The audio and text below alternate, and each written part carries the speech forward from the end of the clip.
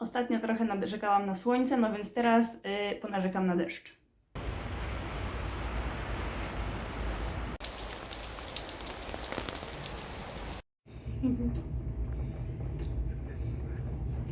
No więc rano prognoza pogody mówiła, że dzisiaj będzie padać i trochę w to nie wierzyłam, bo było, nie wiem, 28 stopni, i już zawsze będę wierzyła prognozie pogody, bo pada i to tak strasznie pada, że około 18 zrobiło się super ciemno i jeszcze byłam w pracy, więc generalnie wszyscy zaczęliśmy patrzeć przez okno, jak zaczął padać deszcz, i potem zaczął padać grad i generalnie naprawdę spory grad, więc podobno to jest typowa pogoda dla końcówki sierpnia.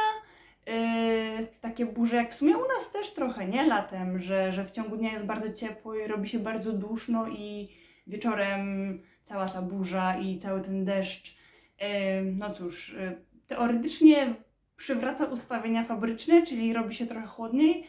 Mam nadzieję, że tutaj zrobi się trochę chłodniej, bo generalnie jest bardzo, bardzo, bardzo ciepło. No a deszcz na szczęście mnie nie zmoczył, bo jak był ten taki najbardziej deszczowy moment, to jeszcze byłam w pracy. Poczekałam, aż się troszeczkę uspokoi i udało mi się na szczęście złapać autobus, więc jak ponownie zaczęło padać, to jechałam sobie autobusem i miałam parasol w pracy, więc na szczęście wróciłam z lekko przemoczonymi butami, ale to nie jest zły wynik. Mogło być gorzej. Także polecam sprawdzać pogodę, jak tu przyjeżdżacie.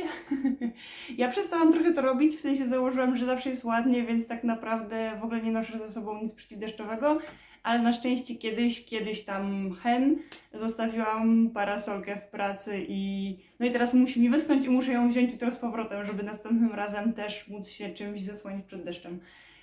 No, a burza była niesamowita. Na początku w ogóle nie grzmiało, ale był właśnie grad, a potem jak już się ten grad skończył, jak skończyliśmy się zachwycać wielkością kawałków lodu, które na nas spadły, to zaczęły się błyskawice i takie grzmoty gdzieś tam z daleka, więc no najwyraźniej taka pogoda trochę nas czeka.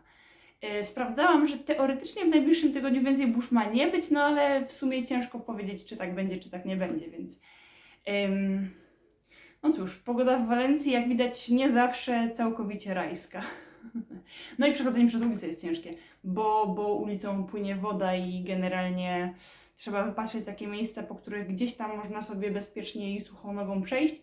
Czasami się nie da, czasami trzeba iść w górę ulicy do poprzedniego skrzyżowania, żeby przejść przez drogę, nie mocząc nóg. No chyba, że moczenie nóg komuś nie przeszkadza, to wtedy hajda i dotrzecie do celu bez problemu. I zapomniałam zdjąć pranie. No więc chyba zmokło jeszcze raz.